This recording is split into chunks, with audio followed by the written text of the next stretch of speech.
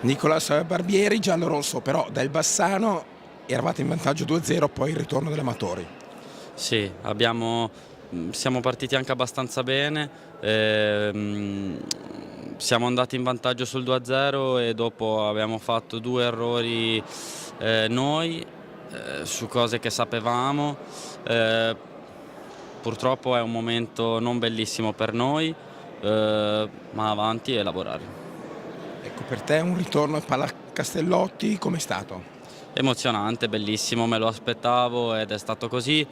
Sempre tanta gente che porterò nel cuore per sempre. Ecco, facciamo un flash sui due cammini, Amatori e Bassano.